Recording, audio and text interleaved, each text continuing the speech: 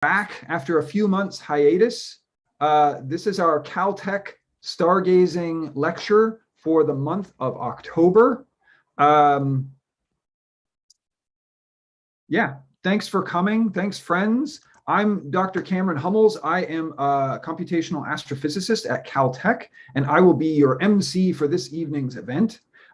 We've got a really cool talk that we're going to hear, and then a Q&A panel. So I'll give you kind of the layout of what's going to happen. After a few announcements, I'll introduce our speaker, Dr. Ilaria Caiazzo, who will give a roughly 30-minute presentation about white dwarfs and her recent highly heralded result about the discovery of an extreme white dwarf. So that will last for about 30 minutes, and then we'll go straight into a Q&A panel that will consist of Ilaria, myself, and two PhD candidates in the department who also do research in astrophysics, but different aspects of astrophysics. And we will take your questions from the audience, typing them into the comment section of both YouTube Live. We're also streaming this on Facebook Live. And then we'll try and do our best to respond to those. So you can ask questions about the content of Ilaria's presentation about white dwarfs. You can also ask it about any manner of space science or astrophysics or astronomy. You can ask about the Lucy mission that's already been commented on tonight. That's going to have its launch from Cape Canaveral in like 5 hours, which is in like 7 hours. So that's pretty exciting. Yeah, so we'll try and deal with whatever questions you throw out at us, and that'll go until the end of the 2 hours. But feel free to come and go as you please. This is our first event in the last few months. I got too busy with stuff and was having trouble finding speakers, so I apologize that there's been a gap since June. But we've got the schedule coming up hot for the remainder of the fall and winter. There is going to be an astronomy on tap next Monday in 3 days that will be totally in Mandarin Chinese. So unfortunately, if you, like myself, don't speak Mandarin Chinese, it probably won't be very comprehensible, but maybe it will. I don't know. I'll still be there. And that will be on the topic. That will be a themed event for the James Webb Space Telescope. So we have two scientists who are early science researchers that are working on different aspects of science that'll be unlocked by James Webb. So there's a person doing exoplanet research. I believe Dr. Fei Dai's talk is entitled "The Most Uninhabitable Exoplanets." And then there will be another talk by Dr. Jinyi Yang, who is talking about the highest redshift quasars and galaxies in the universe. So that should be really cool. But again, it's totally in Mandarin. So the following Monday, October 25th, we will also, I haven't put the poster out yet, but we will have an astronomy on tap that will be on two missions that are coming out of JPL, the Jet Propulsion Laboratory, one on the redirection of an asteroid called DART, and the other is about the BICEP mission and the observations of gravitational waves just after the Big Bang and what it tells us about the universe and cosmology. So I'll put that advertisement out over the weekend. Yeah, and then November, December, we'll have a bunch of events, again, kind of highlighting James Webb Space Telescope science, because the launch of James Webb is finally happening. It's happening like 2 months from today. The James Webb Space Telescope has, this, for those of you who don't know, this is the next big telescope that's going up into space. It's a few times larger than the Hubble Space Telescope, and it's kind of seen as the successor of Hubble. It's been planned and in building stages of construction over the last like 20 years. So it's going to be a big deal. And it finally arrived this week to its launch site in South America. And so, yeah, I think December 15th or December 16th, it's meant to launch. And we'll start taking science data in the new year. So really exciting stuff. I think those are all my announcements for now, but Ilaria, will you turn on your microphone and join me? Yes. Welcome. Hello, Doctor. Thank you. So I guess I should mention, Ilaria, so you've been in the news for two separate reasons recently. One, this paper about this extreme white dwarf that you're going to talk to us tonight about. That made it in the press cycle and was all over the space news, which is really cool. So congratulations about that. And then the other thing that is very exciting is aren't you the executive producer on a short science fiction film? Indeed.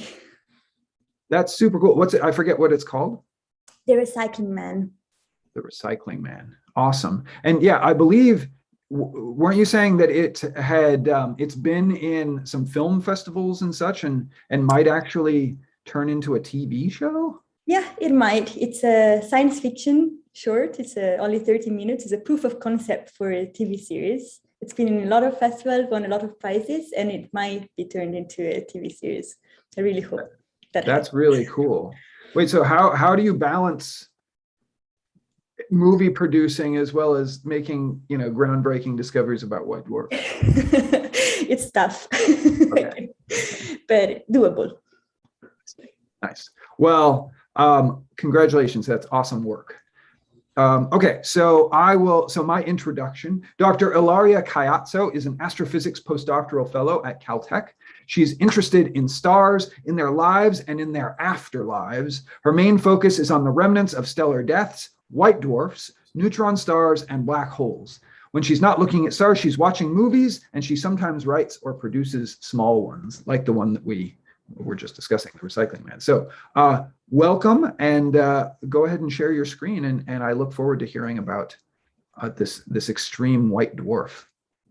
Thank you very much for the introduction and for inviting me here. I'm very excited.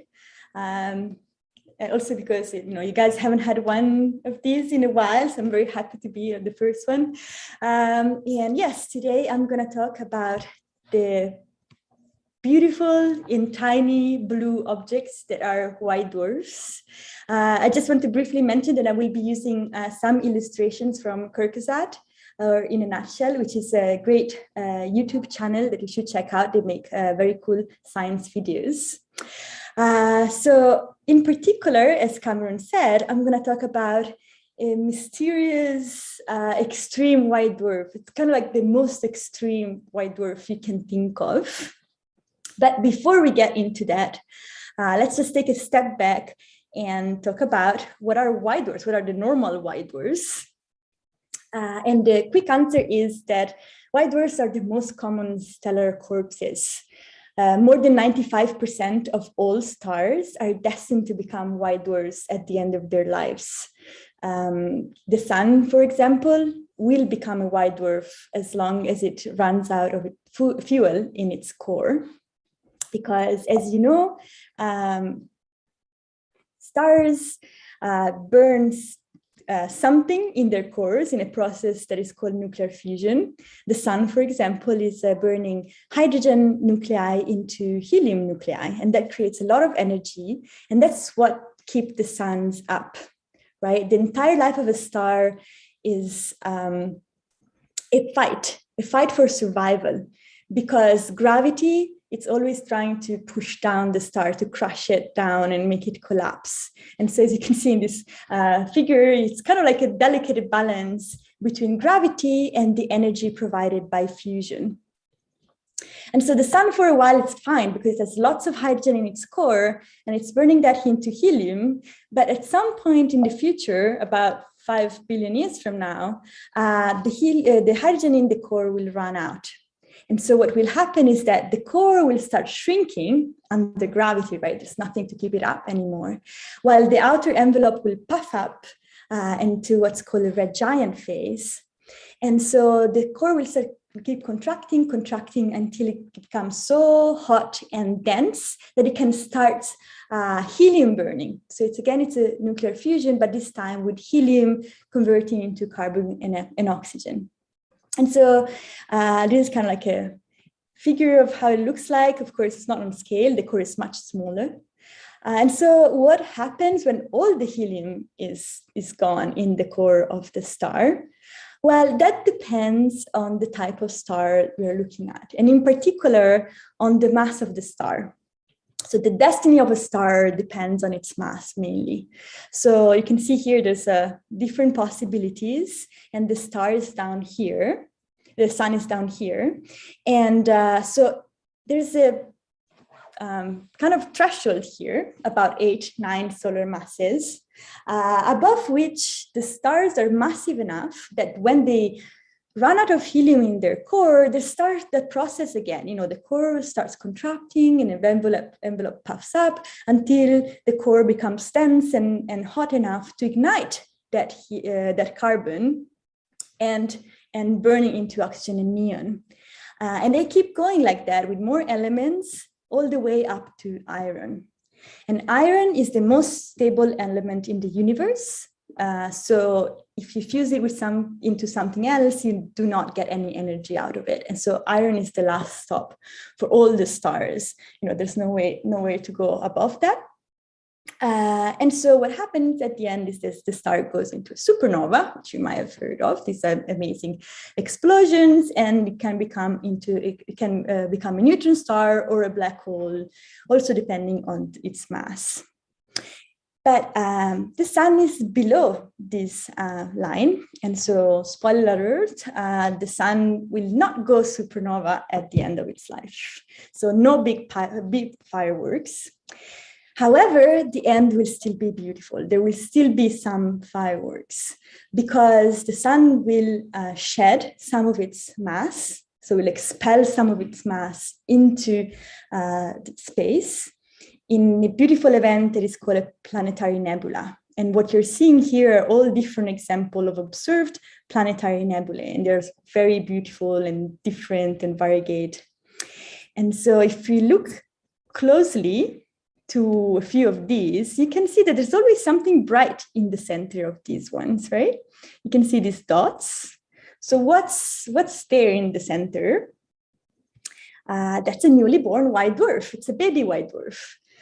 Because the core of the sun, for example, of the star, what's not ejected into space, that becomes a white dwarf. So it contracts, and cools. It's a very hot object. And as I told you, it's about half of the mass. The other half is gone of the sun, right? But it's not half the size. You can see here, it's very, very tiny. On the scale, you know, the mass is the same, but it's much smaller. And it's actually about the size of the Earth. So you have to imagine, you know, the sun is about 1 million times more massive than the Earth. And so you have half of that squeezed into the size of the Earth. So these guys are very, very, very dense. So if you take a spoon of a white dwarf, that has the same mass of a car.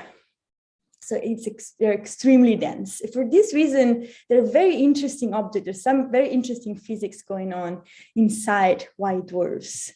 For example, I told you, right, that stars are kept out by fusion, right? That's what keeps them up against gravity. White dwarfs don't have fusion going on. They're dead, right? They're the corpses of the stars. And so what keeps them up? Why don't they keep collapsing? And here we enter to answer this question. I have to tell you a little bit about quantum mechanics. I hope you'll follow me. I'm going to use an analogy to explain what's going on. So, you know that electrons have different, in atoms, you have the atom, and electrons have different energy levels in the atom. So the closer they are to the nucleus, the less energy they have, and the farther away, the more energy they have, right? But these levels are quantized or separated, and in each level, you can only fit one electron. So it's similar to a parking spot. You can only fit one car in a parking spot, right?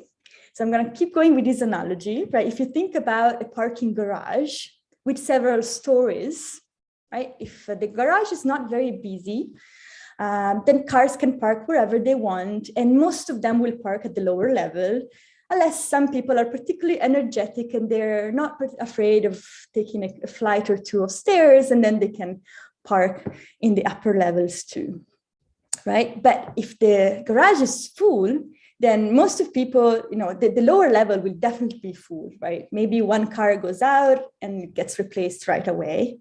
And so people are forced to park at the higher energy levels, at the higher floors, even if they're not particularly energetic that day. And so similarly, when you have low densities, electrons can go wherever they want. And most of them will go at the lower energy levels, but they can go also at higher energy levels, depending on their energy. But at high density, all the lower energy levels are taken. It's like the whole first floor is taken by the electrons. There's no more space. And so the electrons have to go to higher energy levels. And not because they are hot or energetic, but because there's nowhere else to go, right? And so that's what's happening inside a white dwarf. You can also think about it that in a way that, electrons don't really like to be pushed together. And so inside the white dwarf, they're pushed together a lot and they kind of bounce back. And that bouncing back, that pressure is called electron degeneracy pressure. And that's what keeps up a white dwarf.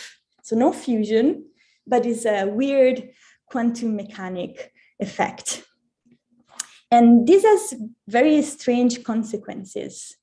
One of these consequences is that if you take a white dwarf that is, take more massive white dwarfs, they're not bigger, they're smaller. If you dump more mass on a white dwarf, it becomes smaller because of this effect. And another thing is that while you can have stars that are very, very big, even hundreds times the mass of our sun, you cannot have a white dwarf as massive as you want. There is a limit. The electrons cannot keep up more than a certain mass. And this mass is called a Chandrasekhar mass. It's kind of limiting mass for a white dwarf. And it's about it's a bit less than 1.5 the mass of the sun. Okay, so this is all about normal white dwarfs, right? A little bit of an introduction. So let's then move on to this very strange white dwarf that we found at Caltech. So it has a very non-poetical name. It's ZTF J1901 plus 1458. The numbers are their coordinates in the sky. It's useful to have the coordinates in the name so you can actually find the object if you want. And then the first 3 letters, they indicate the facility at which this guy has been discovered, which is ZTF, or the Zwicky Transient Facility. So the Zwicky Transient Facility is a survey that is run by Caltech at the Palomar Observatory, which is here in California, down here. And especially it's run in this particular telescope. So this is the Palomar Observatory. This is the famous Hale telescope, or 200-inch telescope. And this one is the Samuel Oschin telescope, or P48, because its mirror is 48 inches. And it's kind of a grandpa telescope because it was built in 1939. It's very old. And here you can see a close-up to its dome. But it's been refurbished by the PTF before and by ZTF now. And it has been given an amazing camera. So this is one of the biggest optical cameras in the world. It has 700 million pixels. If you think about your cell phone camera, the megapixels, it's about 10, 20, I don't know, something like that. These are 700. So it's a very big camera. And it's very good that it's big because what ZTF wants to do, it wants to observe the sky all the time, as much of the sky as it can all the time. It's like an unblinking eye on the entire sky. And it can do this because it has a very large field of view. So one image taken with ZTF is this big, 47 square degrees. As a comparison, you can see here Andromeda, the galaxy, or the moon, right? So it's a very large field of view. And thanks to this very large field of view, ZTF can look at the entire northern sky, take an image of the entire northern sky every 2 days. And in some places even faster than that. And so here, for example, is the last data release from ZTF. And so this is the northern sky. you can also look a little bit below, the equator, because, we are pretty low. It can go down to almost minus 30 degrees. But of course, we're in the northern hemisphere, so you cannot look down in the southern hemisphere. And here are all the little fields that ZTF can look at. And here the color code is for how many images has ZTF taken in that place, right? So it goes from a few hundred in some places to more than 1,000 in other places. So ZTF is just continuously looking, taking images of the sky. And this is great if you want to catch something happening in the sky, some transient events. That's why it's called transient facility. For example, if a supernova goes off, ZTF can catch it very quickly, even within a few hours, a few minutes, depending on where it's looking at that moment, right? So it's been very amazing for transient events, to study transient events. But another thing that it's very good at, it's monitoring stars. Like if you just keep taking images and images and images of all the stars, if one star, changes in luminosity, all of a sudden it becomes less luminous or more luminous, etc. ZTF can catch that. And that's exactly how we found the little white dwarf, the extreme white dwarf that, ZTF 1901. And we found it because we figured out, thanks to ZTF, that it was becoming more and less luminous every 7 minutes. As you can see here, it's like on the x-axis is time, right? These are like a total of 14 minutes on this axis, and here is brightness. And so what we found out, this is this actual ZTF data, and this is data taken at the 200-inch, always at Palomar. So you can see that this guy becomes brighter, but about 3%, and then fainter again every 7 minutes. And this is very short. This is the rotation period of the white dwarf. So the white dwarf rotates around its axis every 7 minutes, which is very amazing. I mean, white dwarfs rotate, all white dwarfs, most white dwarfs rotate. And that's because stars rotate. The sun rotates around its axis. Don't remember the 21, 24 days, that's the period, every 20-something days, it rotates around its axis. So most stars rotates, right? And so since the white dwarfs are the remnants of those stars, you expect them to rotate too, like the core will also be rotating, right? The thing is that typical rotation speed of white dwarfs are hours, at least, at most several days, they're quite long. While ZTF 1901 rotates every 7 minutes, it's extremely small. And I'll go back to it and why it's so interesting that it rotates so fast.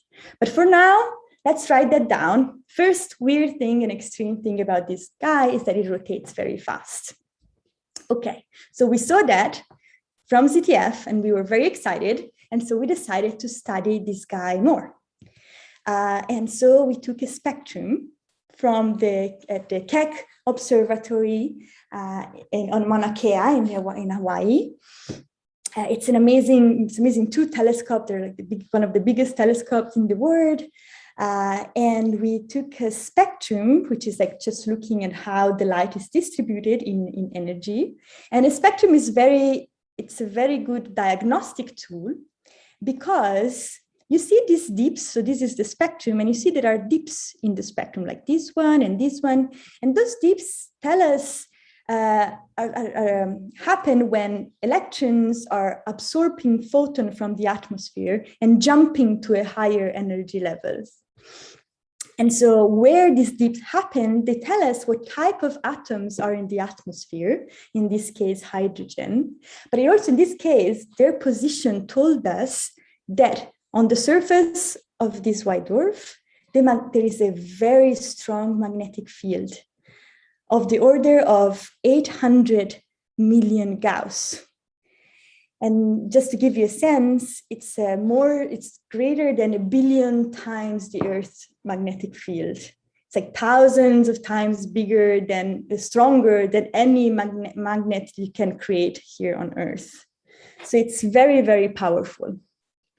Okay, so strange thing number 2 incredibly strong magnetic field. This is one of the strongest ever recorded for a white dwarf. Okay, so we saw that, and so the next thing that we wanted to figure out was, let's then understand its size and its mass, right?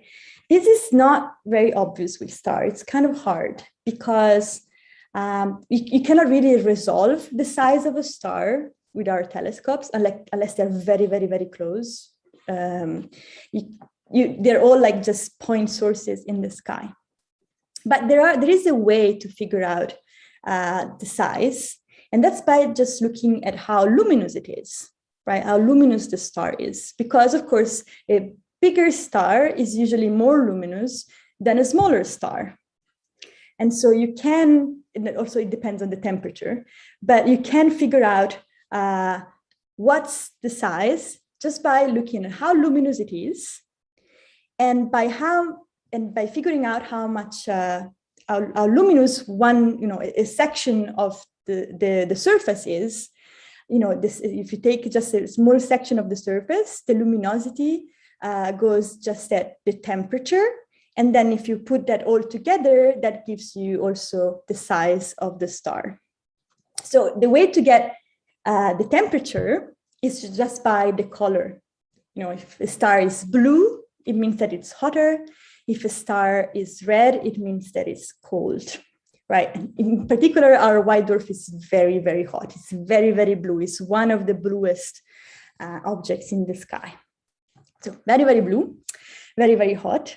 So once you get the temperature, right, if you know the luminosity, you can get the size that here is indicated by the radius. However, the luminosity is also not obvious, because what we see in stars is not the luminosity, it's the brightness, right? How bright they look to us. But if they are very close, like the sun looks very bright to us compared to a star that is far, far away, and maybe it's much more luminous than the sun, but it's so far away that it doesn't look as luminous to us, right? So the distance is also an important factor in the luminosity. So, but if you have the distance, then so you can figure out the luminosity, then you can get the size just from here, right? You can get the size from the brightness, the distance, and the temperature. Finding distances to stars has been always very hard, but fortunately, there's been this amazing mission, the amazing European mission, which is called Gaia.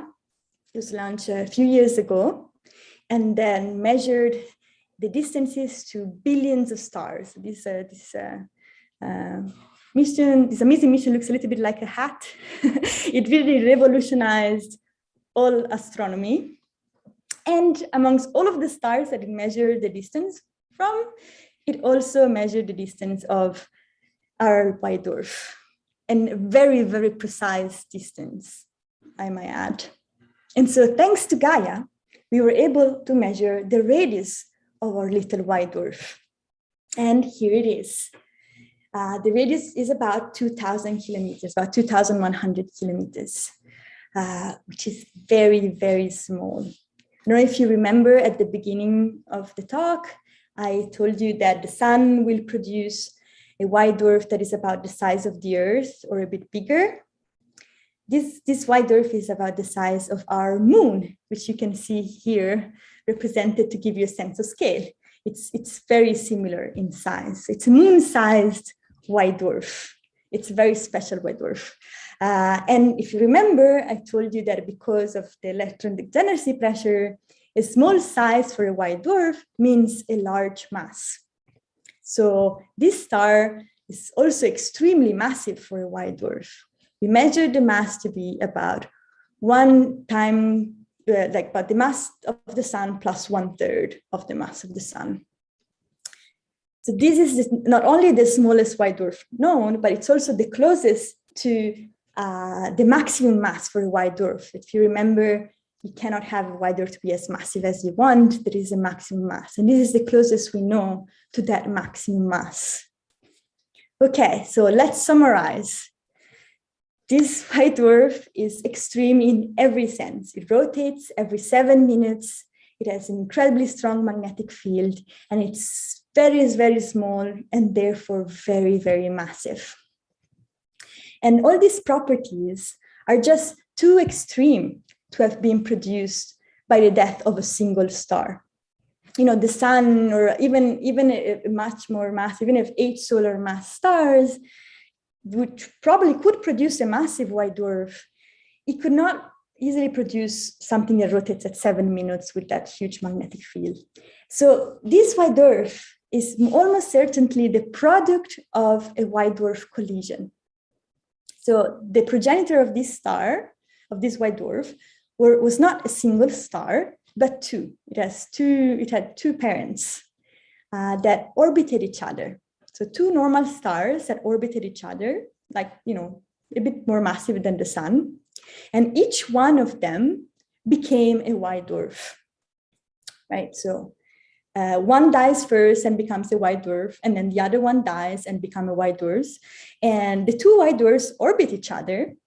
But, white dwarfs, similar to black holes or neutron star, which you might have heard, neutron star mergers or white dwarf mergers that are detected at LIGO, right?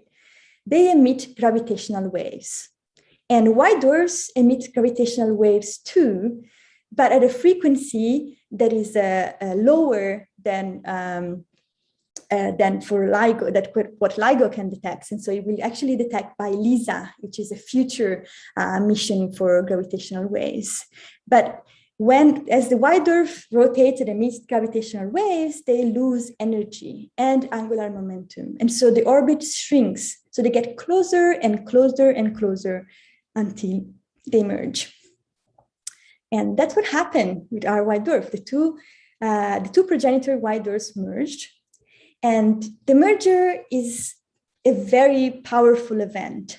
And during the collision, you can have some very strong dynamo processes that can enhance the magnetic field dramatically. And so that's why a collision of two white dwarfs can explain the very strong magnetic field of our star. And the incredibly fast rotation too, because some of the angular momentum, the two white dwarfs rotate around each other faster and faster. And so when they actually merge, some of that angular momentum is transferred to the star, to the remnant white dwarf. And that's why it's spinning so fast. And of course, you can create massive white dwarfs from a single star, but it kind of makes sense that it's also very massive because it is the product of two white dwarfs. So you put together the mass of the two progenitor white dwarfs and you get a more massive white dwarf. So this is one of the very few objects that you look at it and you say, okay, this is the remnant of a white dwarf collision. Like, it's kind of like a smoking gun for a white dwarf collision. We see it, it's there. But it's not the only cool thing about this white dwarf.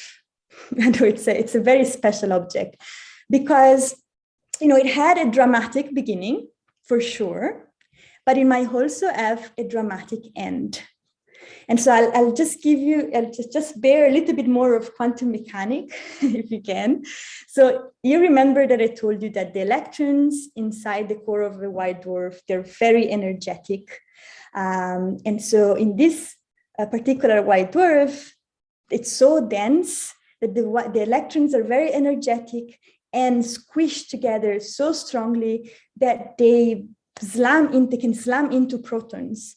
And so in a process that is called inverse beta decay, which transforms the proton into a neutron. Actually, both the electron and the protons together become a neutron, right? And so if you remember what I told you, that electrons are the ones providing the pressure to the white dwarf to withstand gravity, right? So the electrons are the things that keep the white dwarf up against collapse. So if you start removing electrons and transforming them with the protons into neutrons, the poor star is in trouble. And this is happening in the core of this white dwarf. Some electrons and some protons are slowly converting into neutrons. And so this process, it can pick up in the future as more heavy elements settle into the center, which is bound to happen. And so that's going to be happening more and more, unless the white dwarf freezes. If it freezes, it becomes a crystal, then it's going to be stable. So we don't know what's going to happen. It could be both. But on one way, the white dwarf might survive and happily and never collapse and just be the beautiful object that it is. But if it does collapse, it will have quite a dramatic event, because it will either explode into a supernova, a thermonuclear supernova, also called type 1a, which is this here on the right, or it can collapse into a neutron star, which is an even more extreme object that I don't have time. It's like an all other story.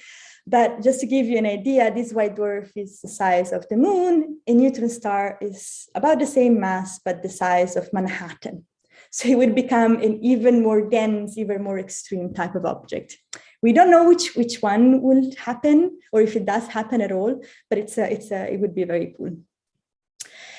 So unfortunately, I don't have more time to describe more strange white dwarfs, but this is just the beginning, because with ZTF, we are finding more and more strange and amazing white dwarfs, all with their weird properties. And so stay tuned, because there's going to be more of these discoveries in the near future. Thank you very much. Excellent presentation. Thank you, Ilaria. That was awesome. Okay, so audience members, now is when we shift to the Q&A panel, consisting of Dr. Caiazzo, myself, and Ivy and Evan. Can I have you guys jump on? So for those of you in the audience, please write your questions. I know you guys have already written a number in the YouTube live chat. If you have questions about what Dr. Caiazzo was discussing, or anything about astronomy and astrophysics and whatnot, feel free to write them, and we will try and address them over the next roughly 80 minutes. But before we get started, let me introduce our other panelists on the panel. Ivy, do you want to give a short introduction to who you are and what sort of science you do? Yeah, sure. So I'm Ivy. I'm a second-year grad student now at Caltech in the astrophysics department.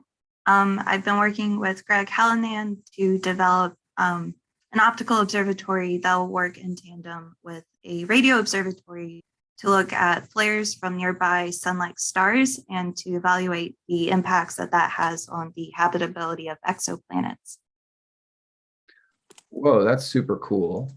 So solar flares, and because if there's too many solar flares going on, then a planet that might be orbiting around that particular star would not be a good place for life to develop, presumably. Yeah, exactly. Yeah. Okay. Too many flares is not conducive. Not so great. Not so great. Okay, cool. And Evan, would you introduce yourself and give us a few words about what you're working on? Absolutely. Hello, everyone. My name is Evan Hayes Nunez. I am a third-year graduate student here at Caltech in astronomy and astrophysics. And I'm working with Chuck Steidel and Evan Kirby really on kind of two projects. The first is to understand and try and measure the metals that were ejected from the first stars.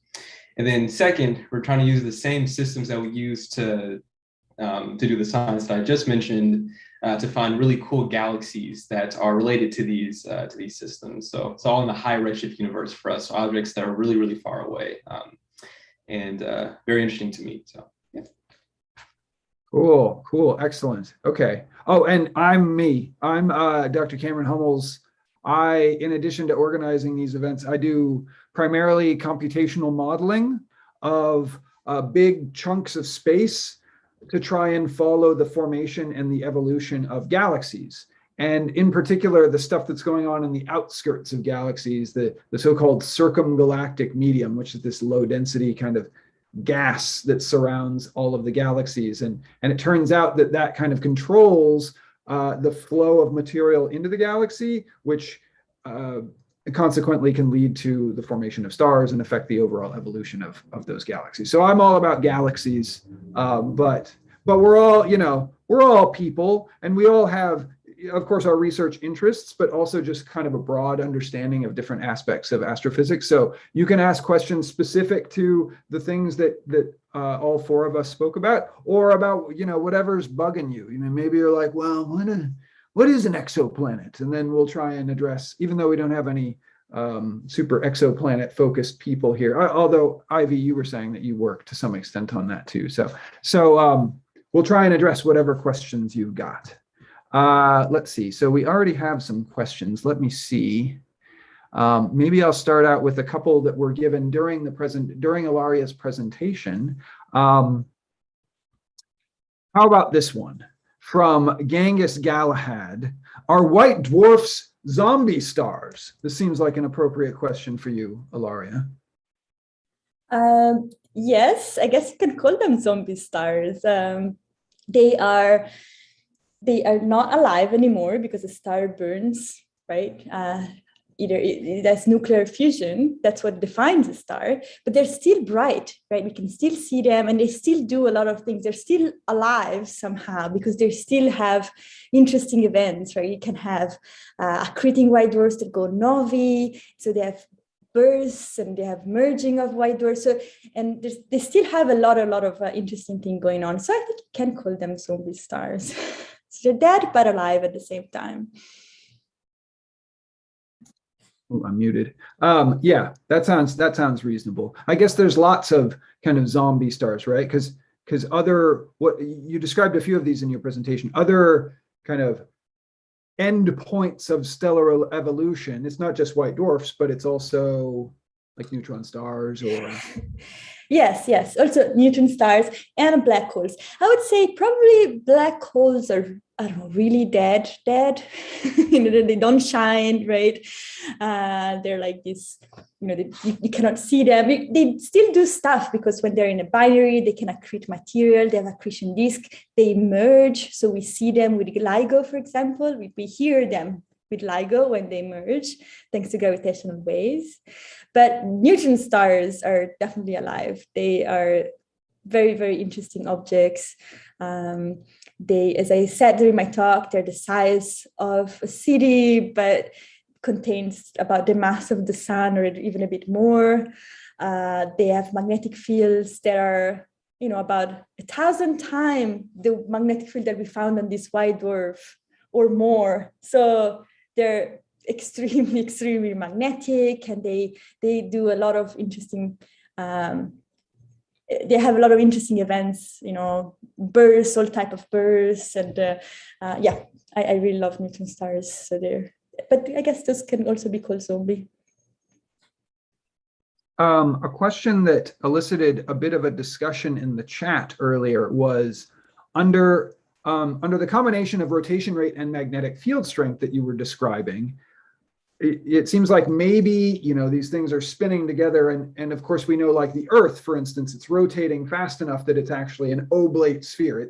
It's kind of like a hamburger, right? It's bulging around the equator relative to at the poles. So do you get that same sort of effect with these white dwarfs that are spinning so rapidly and that it deforms and it's not a true round sphere? That is a very good question. Yeah, so how much rotation affects a star or a planet? It depends, you know, it depends on how fast it's rotating, right? But also how big the planet is or the star is. So actually, this white dwarf is rotating very fast, you know, much faster than the Earth rotates around its size. But it is also a very, very compact and dense star, and it's not particularly, it's very small too. But I would say it's if you take how big it is and how fast it rotates, it's not rotating that fast that it's deformed. I don't know if that makes sense. You do expect a little bit of oblateness, but not like a pancake or anything. No, definitely not a pancake, because it's so dense. It has lots of moment of inertia, and no, you don't need. But when we observe these, it's not close enough that we can actually see this the disk of the star, right? It's so far away that, I mean, most of the stars on the sky, when you observe them, we don't have the resolution to be able to see the edge of the star. We just see a point of light and then have to deduce, what's going on, right? I don't know how many stars were actually resolved. I know that Betelgeuse, for example, was resolved, right? Like we actually saw the star, but I think there's very few. They have to be either very, very big or very, very close. Or close, yeah. I don't know. We had a talk recently about this.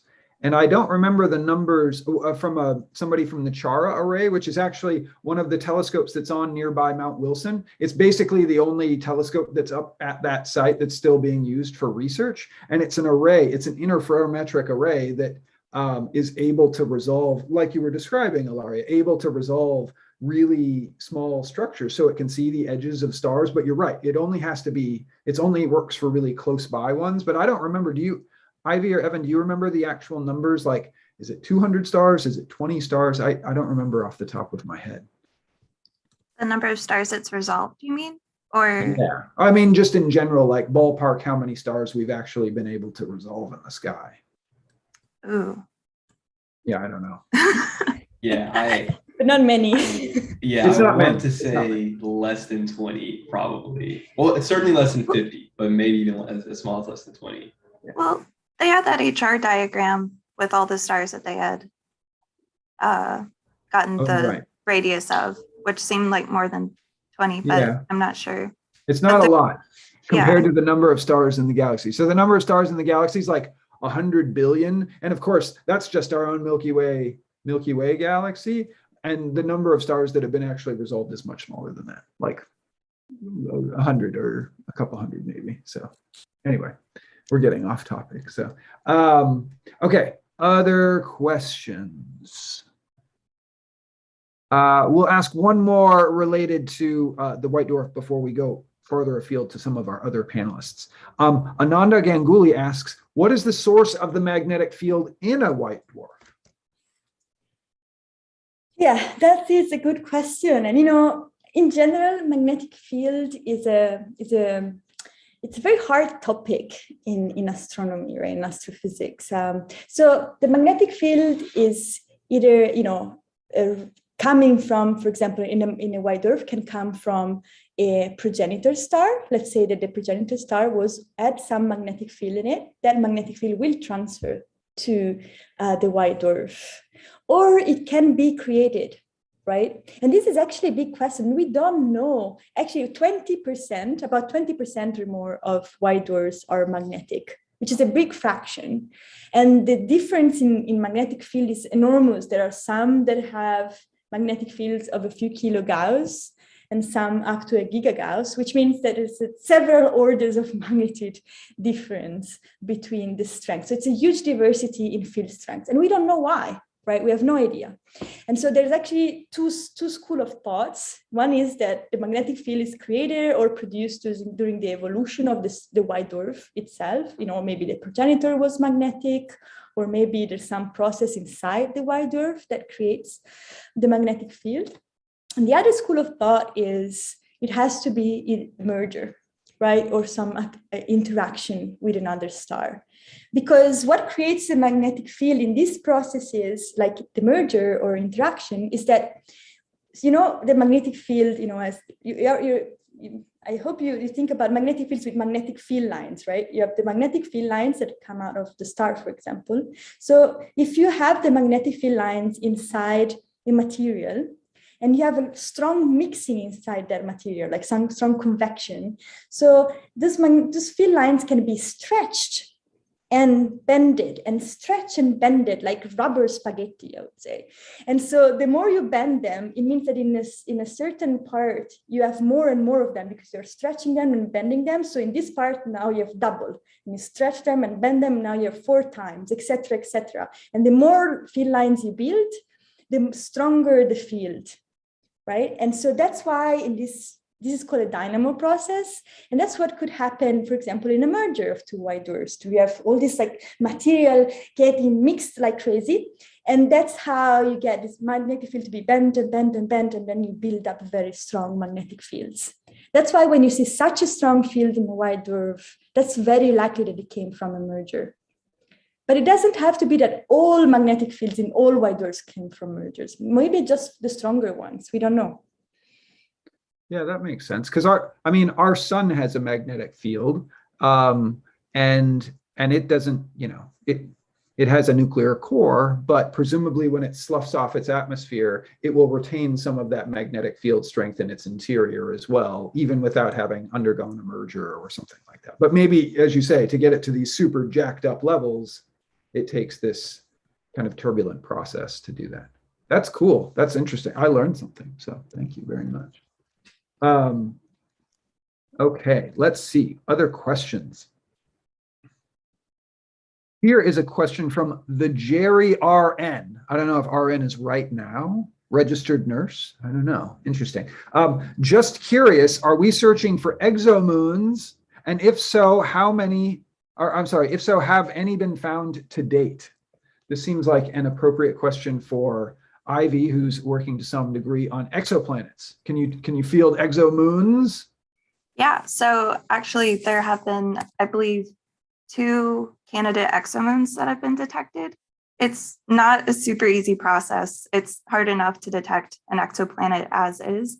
I believe the way that the exomoons were detected was, well, one was through a transiting event. So you get a fancy little bump in your transit. So like when the planet passes in front of the star, and then also the moon along with that planet, it's orbiting around its own planet.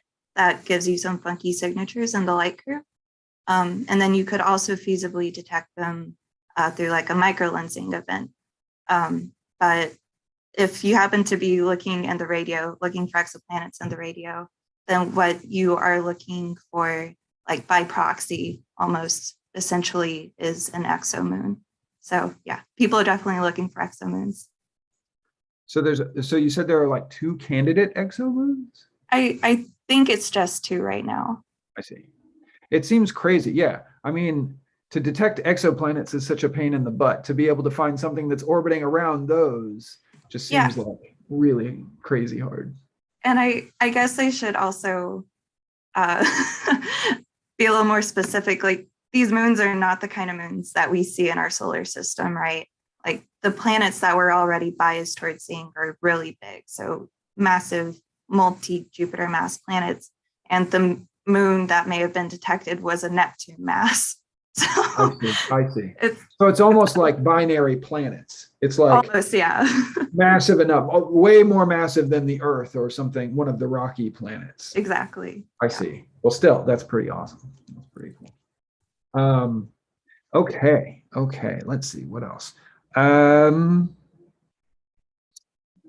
Chris Georgi asks, what redshift do you consider early for metal analysis? Because Evan, you were talking about, the metals produced, some of these elements produced in certain stars and that makes different galaxies at high redshift somewhat unique. So how high, and for our viewers, redshift means a lot of things, but usually when we refer to redshift in a cosmological sense, the higher the redshift means like the farther away something is, which means the younger the universe was at that time, because light only travels at a finite speed. So if we're seeing stuff from farther away, we're seeing the universe at an earlier stage of its evolution. And so like galaxies are younger when they're farther away and so on. Just to give background there. So Evan, proceed. Yeah, absolutely. Thank you for that. Yeah, so in principle, what we would love to do, but we unfortunately don't have the tech to do it quite yet, is to image the first stars directly. So that redshift would be around 30. Now, there are a lot of issues that don't allow us to do that. First being that the universe is actually opaque at that time. We'd have to wait for the universe to reionize, which would happen at between redshift at around a redshift of 6 or so. Now, what we're doing in my group in particular, we're actually using objects that are at a lower redshift than that. We're using objects between redshift 2 and 6. And just like Cameron was mentioning, if you were to think about this in terms of cosmic time, that's between that's between 9 and 11 billion years ago. So this is, again, very, very long time. But as you can probably imagine, a lot of stars could have formed in that time. And so what we end up doing to make it more likely that we are actually observing the first stars is we're trying to, we're measuring objects that are very metal poor and that kind of exist away from other galaxies, basically. Because if you have a galaxy, you can basically have stars forming, ejecting metals, having those metals reincorporate into that same system, ad infinitum, all over and over and over again. But if you can find yourself a somewhat isolated part of space, let's say like part of the intergalactic medium per se, you can still have star formation, but it could take a lot longer because you don't have the same processes that could basically perturb that system to get the stars to form. So all that to say, it would be great if we could do it at the highest redshifts that we can, but we actually can do this work in the redshifts that are actually observable for us, which would be between 2 and 5 or so. Do you think that'll change when we have, for instance, the James Webb Space Telescope that's launched, which will presumably do a better job to be able to see higher, more distant galaxies at higher redshifts? Yeah, absolutely. So that would be best case. Well, really, best case scenario would be for us to build, a telescope on the moon and make it, 100-meter dish and what have you, just to make it an even more direct comparison. But yeah, JWST is absolutely gonna help a lot with this. So in particular, just like you were inferring, Cameron, yeah, you'll be able to get a much better probe of the integrated light that's coming from the highest redshift galaxies. And it's still very difficult to back out how you go back to individual stars, but it's a much better step than than what we would have currently, which is the best probe of metal-free stars that we have is actually in the large Magellanic Cloud, because we can actually resolve the stars, and they're fairly metal poor. And by metal poor in this context, I mean about 1/10 the metallicity of the sun. But once you get much further past that, it's very difficult to find these massive stars because they're gone so quickly. But anyways, I said all to say that yes, JWST is going to help a lot with this. And then there are actually a few proposals that were put in by Chuck, actually, where we already have promised JWST time once it launches, and hopefully once it starts operating. Everyone I jumped the gun. Everyone in the chat is like, don't say that it's launching. You'll jinx it. Oh, crud. I'm so sorry. No, it's me. I'm sorry, guys. Fingers crossed. Okay, so we have a question from Katie Moroneso and Penelope, age 10, for Ilaria, and that is, how do the electrons turn protons into neutrons in the white dwarf? Because everybody knows like protons are positive and electrons are negative and neutrons. So how does that work? I know that you were really paying attention, which is great. And so it is a question of energy. I know it's a bit counterintuitive, but matter, everything in the universe wants to go towards a state of lower energy. That's kind of like the law of the universe, right? And so at very, very, very high densities inside, for example, inside a white dwarf, there's like such a high density that it's more favorable to have more neutrons, right? Because electrons and protons repel each other, and so that creates a lot of problems there, right? So it's much more. It's better to just have more neutrons. And so what happened is that it is favorable energetically for a proton to convert into a neutron, but it needs an electron because, as Cameron says, a proton is positive charge. So it needs the negative charge of the electron, because charge is always conserved, right? You cannot just change make disappear the positive charge of the electrons and make it become of the protons and make it become a neutron, it needs an electron for that process to happen. And so when an electron passes by close enough, then that happens, because it's like the same reason why a ball falls towards the ground. Like it's a lower energy state to go there. And similarly, when the electrons passes by the proton, the proton kind of like falls into the lower energy state, which at that density is the neutron. Got it. Okay. We're straight. Thank you. Thank you, Penelope. Excellent question. Here's a question that kind of couples a few of the different topics that we've been hearing. Can exoplanets themselves exist around white dwarfs? Or are they only around stars like our sun or more massive stars? Ivy or Ilaria, do you guys have anything? Actually, there's been a very recent news, exact news of this week, I think. Oh, really? Okay. So, yeah, it's a very appropriate question, because they just found, so actually they found a candidate already last year. So there was a Nature paper, I think it was last year, yes, that they found a planet around the type of a few times the mass of Jupiter, around the white dwarf. So that was kind of like the first one, which, we call them candidate because, at that mass, it could still be a brown dwarf. Like the limit between planet and brown dwarfs is tiny at those masses. But this one new that they found, it's actually pretty small mass. I don't remember exactly. I think it was kind of like a Jupiter mass or something like that, like something closer to a Jupiter mass. And so it's a tiny planet. So it cannot be a brown dwarf. It has to be a planet.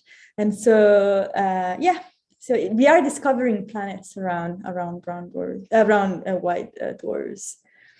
And I think actually the first planet ever discovered was around a neutron star.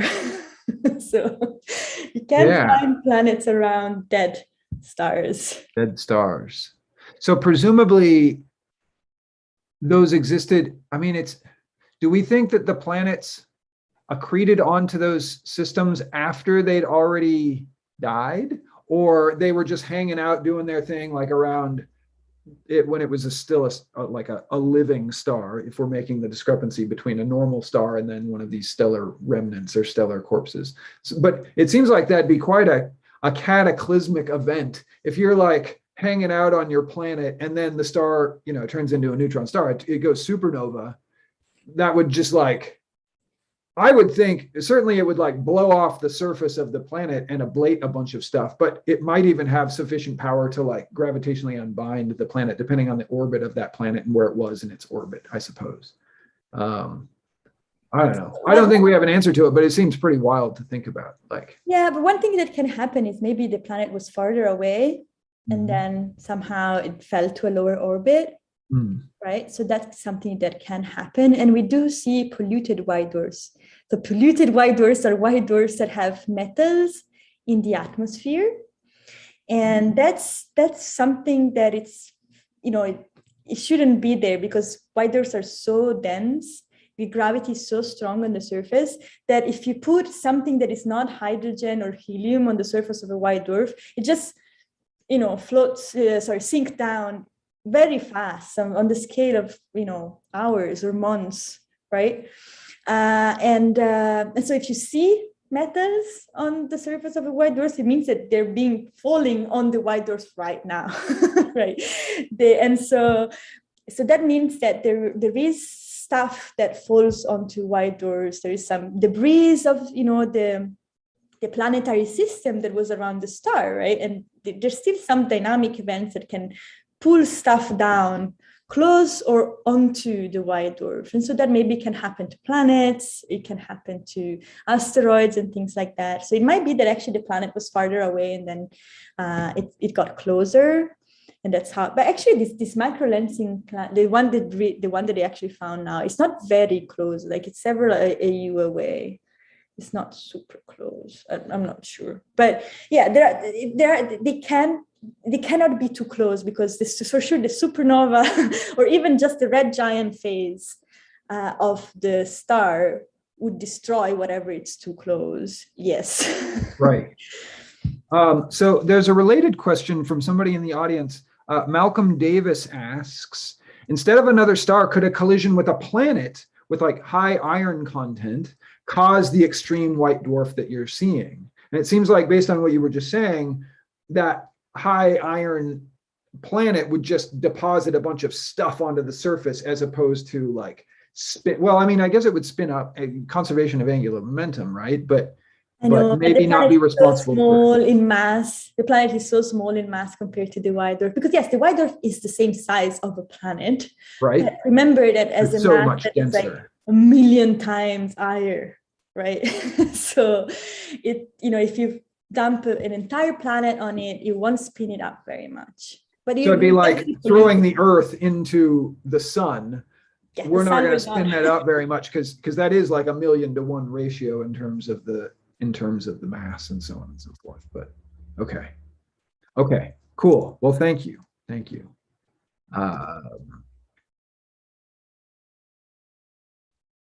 see. Martin Bancroft asks, how do some neutron stars have such enormous magnetic fields? I mean, like what you were describing with the white dwarf, but the thing that's different with a neutron star is, as he points out, is I can see how moving charged particles could generate a magnetic field, but not neutrons. And neutron stars are mostly neutrons. So how is it then that you have these magnetic fields if you've got this neutral particle that is primarily making it up? Yeah, so first of all, neutron stars have lots of neutrons, but they don't have only neutrons. They still have protons and electrons in them. So that's they still have charged particles that go around and have currents, and they have very strong magnetic fields. So actually this goes together with another question that I saw. That was doesn't the magnetic field? There was another question for someone that says, doesn't the magnetic field grows when the white dwarf shrinks? The star shrinks into a white dwarf. Absolutely, it does. It's always like, remember the magnetic field lines, you're shrinking all of these magnetic field lines into a smaller place. So in the same amount of space, you have more lines. And so absolutely the magnetic field goes up. So if you have a magnetic star, like main sequence, like normal star, when it collapses into a white dwarf, you do expect the magnetic field to be higher at the end. And that's exactly what happens with neutron stars. So neutron stars, if you just conserve some of that magnetic field, the neutron stars are so small, like I told you, like the size of Manhattan, right? 10 kilometers in radius, that even if you have a tiny magnetic field at the beginning, it gets increased by a lot. And that's how you end up with extreme magnetic fields of neutron stars. Even like, for example, if you for ZTF 1901, like the strange white dwarfs that I'm talking about. So if you compress that, so now it has almost 1 billion Gauss. That's the magnetic field strength. If it's going to collapse into a neutron star, it's going to have about 10,000 billion Gauss magnetic field. So that is a high magnetic field. That is a very high magnetic field. What is, for reference, the magnetic field that we use here on the surface of the Earth with compasses and stuff? It's less than a Gauss, right? Yes. Okay. Half a Gauss. It's half a Gauss? Half a Gauss at the equator. Okay, cool. So half a Gauss relative to this 10 billion Gauss. 10,000 billion. That's the 10 trillion. Okay, 10 trillion. 10 trillion, sorry. Yes.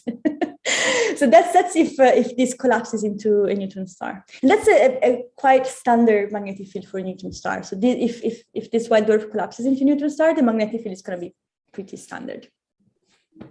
I see. Okay. We have a question again from 10-year-old Penelope for our panel, and that is, have we found asteroids or asteroid belts or anything similar to that in other solar systems other than our own solar system? Ivy, you were talking about exo moons. Are there exo asteroids, or is that at this point too difficult to detect? That would be pretty difficult to detect. We do have some really nice pictures of dust rings, as have been shown from ALMA, of like forming systems. Although that's usually like associated with planets. But there are lots of stars that are really dusty. All we can say is that they're dusty. We can't say like how aggregate this material is with the resolution that we have. So I'm not sure if there's been a confirmed asteroid belt, although it's incredibly likely that some of these really dusty stars that we observe have them. I remember something that was all up in the news the last couple of years. I can't remember the name of the system, but people were speculating. It was a star that was changing its brightness pretty frequently, but it wasn't in a periodic manner. And people were like, "Oh, it's a Dyson sphere. It's it's evidence of some sort of extraterrestrial civilization that's building a structure containing around the star to collect all of the light," as has been suggested in science fiction ideas and such. But then I saw that another interpretation of it was that there was like some sort of asteroid belt or cometary system that was partially blocking the light that we were seeing and was obscuring that and being responsible. Do you guys remember the name of this system? I think it's either Tabby star or Tabitha star. It's Tabby star. That's Tabby right. Star. So what's the current? Has there been any news on that front, or is that still just kind of like the current hypothesis is that there might be some sort of asteroidal structure around it? I can't remember if there's been any conclusions about it. I know there's been a lot of follow-up observations and all across the electromagnetic spectrum of it, from gigahertz to X-rays, I think, to look for coronal properties of the star. But I don't think there's been a totally conclusive hypothesis for everything. Okay, but Tabby star. So check that out, people. That's pretty interesting. Pretty interesting. Also white dwarfs, like we were talking about the polluted white dwarfs, right? Those, that's a possibility that they're actually polluted by asteroids, right? And there's actually the ZTF, right? The facility at Palomar. It's finding these white dwarfs that have like pips in the luminosity, right? And those are most likely some debris, disks, some asteroid stuff around them. So there is some planetary material, some debris material definitely around stars. So they could be asteroids. But the blip you're saying, is that a blip and an increase in brightness as something like falls on and then explodes, or is it a blip in a drop, like a transit, like it's blocking part of the light? A transit, but it's not completely periodical, it's quasi-periodical, right? So it just, because it's probably some sort of debris around the white dwarf, and so it's not, it doesn't orbit in a very precise manner, so it's not very periodic because it might have interactions and things change, right? But you see all these dips, and they happen every some number of days, like 700 days or something. So it's probably, well, and I guess it makes sense too, because the white dwarf is much smaller, and so maybe you've got a clump of asteroids and like one of them passes in front, but the next time a couple of others in the clump pass, and so it changes the overall. That sounds interesting. Cool. So there's a question related to asteroids. We mentioned that there's the Lucy mission that's happening, that's launching in like 6.5, 7 hours from now from Cape Canaveral. And there was a question, what's the big deal about Lucy? So Lucy is this mission, this NASA mission that's going to go up and visit a bunch of the asteroids in our own asteroid belt. It's actually going to visit, I think, 8 different asteroids, both in our asteroid belt, which is where most of the asteroids exist. So that's in between the orbits of Mars and Jupiter, but then also going out. So Jupiter, do I have anything? Jupiter is orbiting around the sun. Here, I've got all sorts of spheres that I gathered here. So here's our sun. this nice little seasonal pumpkin. And here's Jupiter going around it, roughly in an orbit.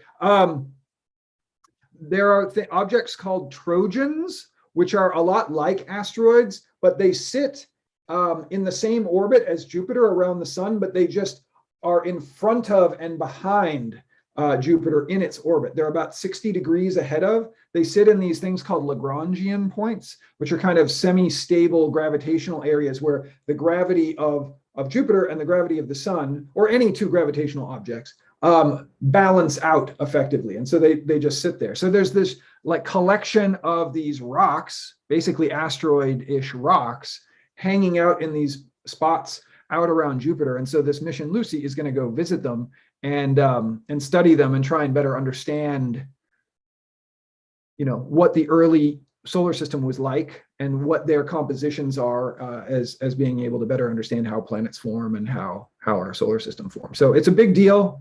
I wouldn't say it's as big a deal as the James Webb Space Telescope, but it's a big deal, and it's certainly a big deal to the planetary science community. So it's probably a bigger deal to them than James Webb is to them. But yeah, so it's supposed to launch at, I think, 5:30 a.m. Eastern time tomorrow, which should be good. So feel free to stay up if you're like going to party hard tonight, and then be up at the break of dawn or before the break of dawn for that.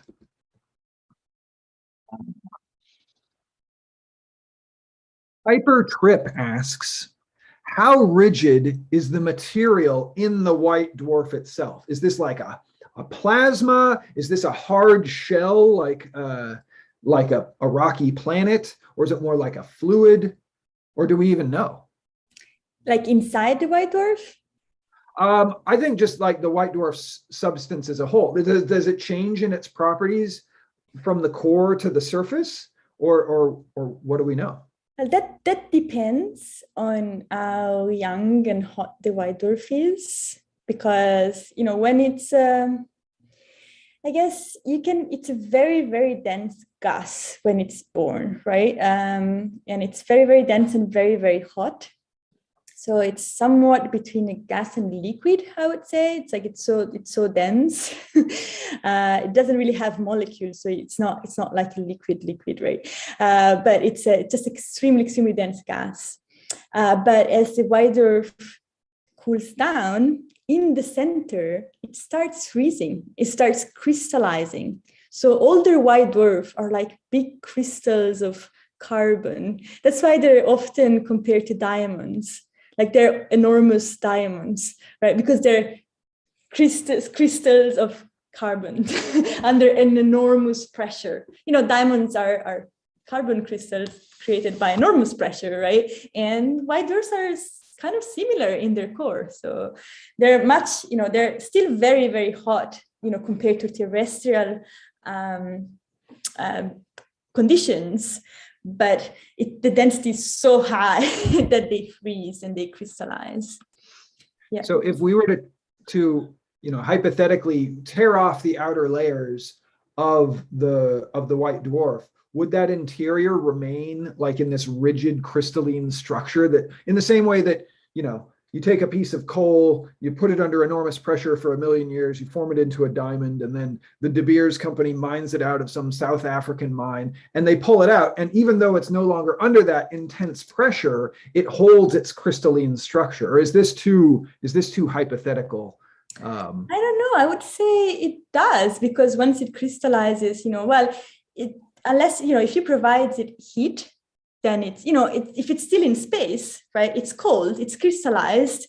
And, you know, even if you remove the outer layer, is the conditions that allowed it to form, sure. Yeah, okay. But of course, if you provide heat, then it's gonna not be a crystal anymore. But yeah, I'm not 100% sure of this answer. Oh, that's interesting. Does that mean if I mean, not that I have any diamonds, but let's say I'm some wealthy dude who has a bunch of diamonds. If I take that diamond and heat it up, if you heat it up high enough, sure, it's gonna. Yeah, I mean, I guess everything melts, right? Everything melts.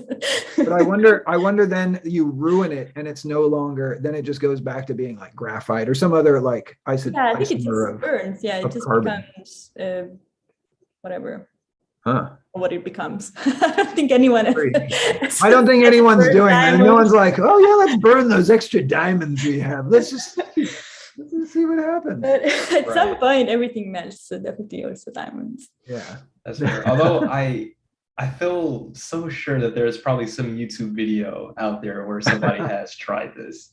There are a lot of really cool channels. There's some crazy stuff. Mm-hmm. So, yeah, I've been watching for a the bunch audience, of that might be things. worth searching on YouTube. So, Can you melt let a us diamond? know. Yeah. Whatever. Yeah, I've been seeing a bunch of these where people take these really basically make a little forge and bring it up to 3000 Kelvin or something like that, ridiculously high temperatures, and they'll melt down, glass or asteroid, like iron chunks from asteroid, like iron meteorites or whatever, and see what they can do with it. It's so cool. Yeah, diamond is the next frontier. More questions. Well, I guess related to this, can merging white dwarfs be a possible source of our process elements? Asks the nerdy walker. Wow, that's a very good question, a very informed question, I would say. So the answer is no, I think, because the material is not neutron rich enough.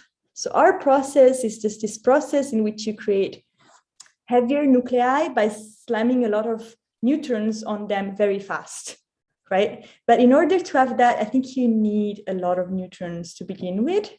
And normal white dwarfs, the merger of two neutron stars, for example, we know that there's a hard process going on. We have seen that, thanks to LIGO.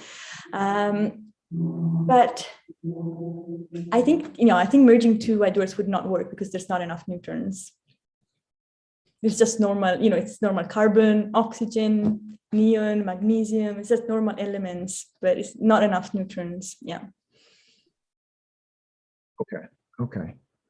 A recent question here. Broswell D'Souza asks, do supermassive black holes also have magnetic fields associated with them? I mean, we've been talking about white dwarfs and neutron stars and normal stars as having magnetic fields, but do black holes have magnetic fields? Do supermassive black holes, like the one that was imaged in the last couple of years by the Event Horizon telescope in the M87 galaxy, do they have black hole or magnetic fields too? What do you guys think? I can answer, but I feel I'm dominating a bit of the conversation. Someone else wants to. You're the stellar remnants expert here, so yeah, yes, they do, and actually, I don't know if you remember the image that Cameron was telling about, like the Event Horizon telescope. We had an image a few years ago, and quite recently, a few months ago, there was also an image of the polarization around the black hole, which polarization means that the light has the electric field in the photon, so electric field in the electromagnetic wave in the light has a preferential direction in which it oscillates. And that's usually caused by the presence of a magnetic field. And so we saw that, and we actually have proof that there is magnetic field around black holes, thanks to that. But we have seen a lot of actual other instances. So the thing is, like, the magnetic field is in the. I'm showing the image that we were referencing. So this is the image that was taken by the Event Horizon telescope. This is a false color image because this operates in the radio part of the electromagnetic spectrum, but it shows some of the polarized the direction of the polarized light and what that tells us about the presence of the magnetic field there. Exactly. So the magnetic field is around the black hole, right? It's like around the black hole is inside the material around the black hole. Yeah, right? In the accretion disk, I believe. In the accretion disk, exactly. So in the material that is like falling onto the black hole. And actually, that's something I've been working on a bit also with, in my research. It's like, because we're not 100% sure, like, what is the strength of this field around black holes. And it's different between supermassive black holes and stellar mass black holes, like the black holes inside our galaxy, for example, they're like 10 solar masses or something. We expect the magnetic field there to be higher than in supermassive black holes, but it's very hard to detect it close to a black hole.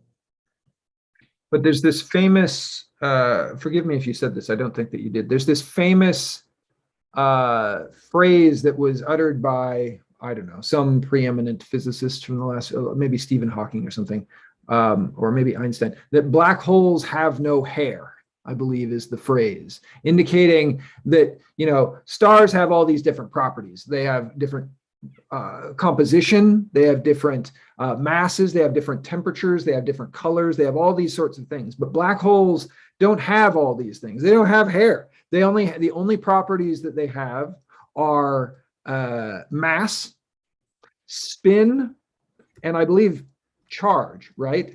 Are those the only three like major properties that a black hole can possess? And everything else, just like the material that goes into it, you kind of lose the information. Okay, not strictly speaking, but much of that information gets lost as it gets absorbed into the black hole, and it's very difficult to kind of discern what information, like what went into the black hole after it's already gone on, because there are only these three major properties associated with black holes. Yeah, and for astrophysical black holes, it's actually two, because if you have charge on an astrophysical black hole, like the material would just fall, like, you know, would remove that charge very quickly, because there would be immediately a very strong magnetic field, sorry, a very strong electric field. They would just pull in stuff. So the astrophysical black holes actually have only two quantities that makes them different from another, right? It's like spin and mass. Yeah, that's it. And I think it was Wheeler. I'm not sure. Okay, maybe it was Wheeler. But I'm sure someone in the comments is like, you guys are wrong, it's Wheeler, or, you know, whoever. No, I might be wrong. I think that's what I remember, but it might be wrong too. But one thing that I wanted to mention is another mission that is going to be launched by NASA around the same time as JWST. It's a much smaller one, much cheaper one. It's called IXP.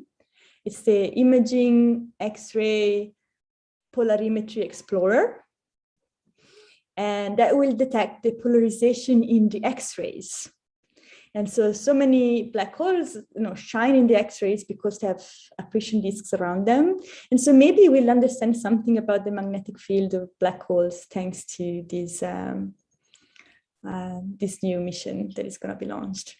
Of course, we're going to definitely learn a lot about the magnetic field structure of neutron stars, for example, and magnetars. But it's the polarization in the X-ray of black hole sources, or just all X-ray sources? Everything that is bright enough. Bright enough to put out an X-rays. Okay. Yeah, because, you know, with polarization, you need, you know, even more photons than normal, you know, imaging or spectroscopy. So it's very photon starved, and X-rays, there's not many photons. There's not a lot of photons in X-rays, and so yeah, it is. You need bright sources. I see. Okay. All right. Let's see. Another good question. Here's a question I believe directed at Evan. What do we know about the first stars in the universe? You know, we've been talking about like white dwarfs and black holes and then our own stars and such, but what about the very first stars, and how long ago did they exist? Can we see them when we look through our telescopes? If we see far enough away, or are they too faint? Or like, tell us about first stars. Yeah, sure. So this is a great question. And the answer is we know more than I thought we did. And of course, I'll, you know, contextualize what that actually means. So so first and foremost, we don't have direct observational evidence of the first stars. So what I mean by that, and when I say first stars, I mean metal-free stars, stars that have no metals in their atmosphere. So these are purely hydrogen and helium. And also, just for reference, metals in astronomy means anything that's more massive than hydrogen or helium. Astronomers are lazy, but from another reason, metals really only comprise 1% of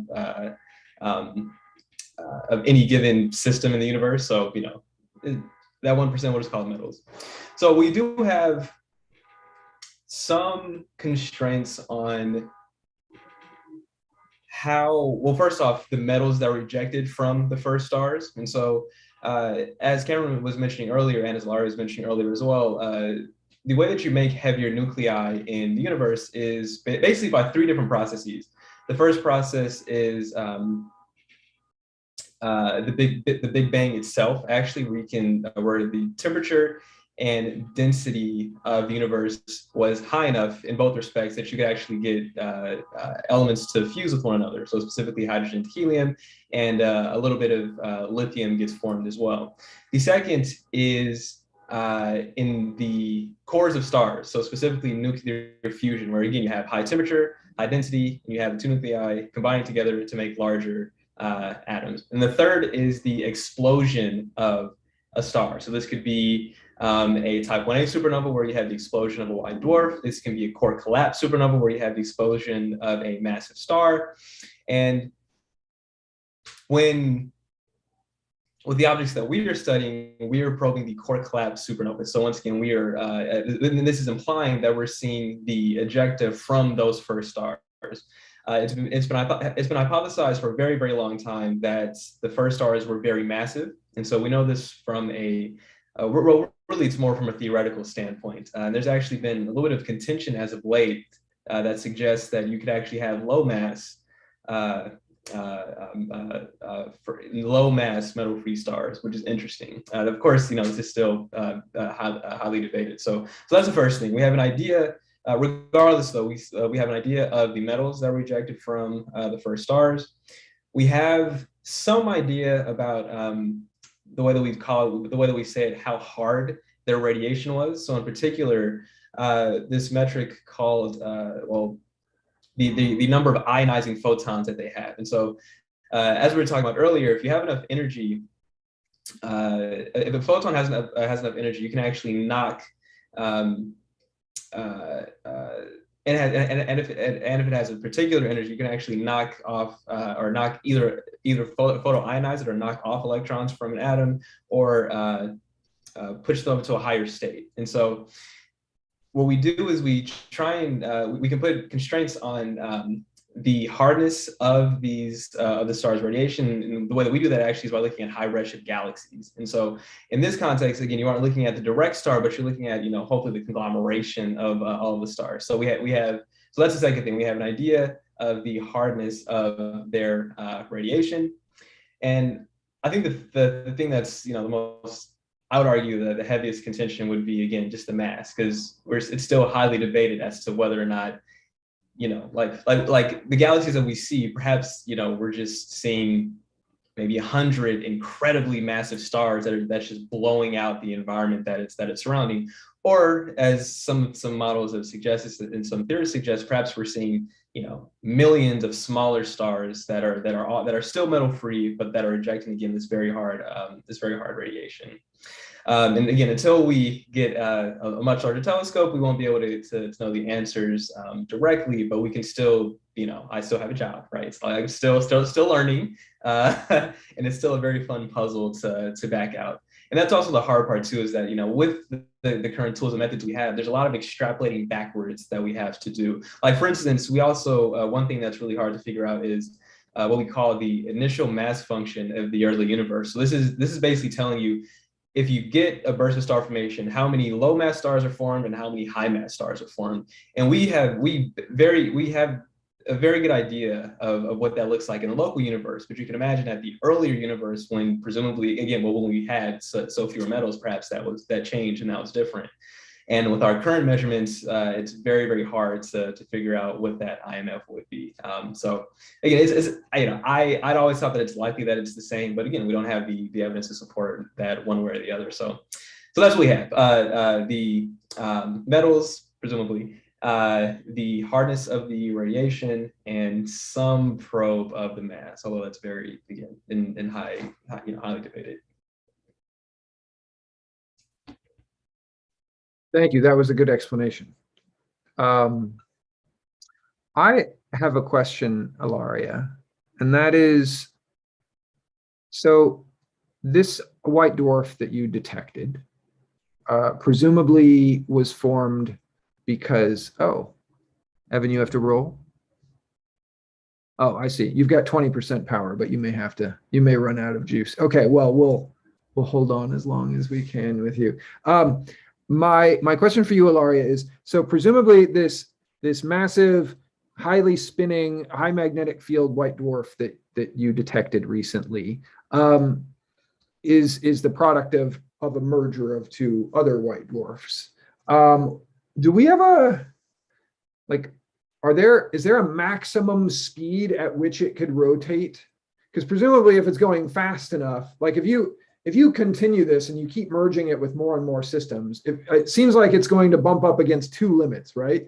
It'll bump up, eventually it'll get so massive that bad things happen with the Chandrasekhar mass and such, which maybe you can talk about. But also, won't it spin up, and at some level it'll be, its gravity that's holding it together will be balanced by the outward force of its rotation, and so it'll like fling apart or something like that? Or is it anywhere near to that rotation rate, or do we have any evidence that? No, 7 minutes is very far from the critical spinning rate. Yes, no. It can go, actually, there are a few white dwarfs. There are in a binary. So they're accreting material from a companion for which a period has been measured. So these are messy systems because they have, accretion, flares, like lots of periodicities and things, but they have some period have been measured in this system of that are around a few seconds. And people think that it's actually the spinning period of the accreting white dwarf.